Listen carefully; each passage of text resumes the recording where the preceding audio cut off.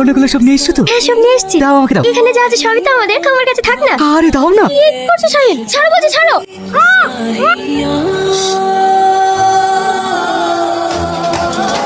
মাহি, তোমার জন্য কিছু জিনিস এনেছি। আমার জন্য কি জিনিস? এখানে একটা জায়নামাজ, একটা বোরখা আর কিছু হাদিসের বই আছে। এগুলো তোমাকে দিনের পথে চলতে সহায়তা করবে, যেন প্রতিটি পদক্ষেপে আল্লাহর রহমত তোমার সঙ্গে থাকে। দাঁড়া রোহন, তুমি অনেক ভালো ছেলে। আমি তোমার সাথে খারাপ ব্যবহার করলেও তুমি আমার সাথে ভালো ব্যবহারটাই করেছো।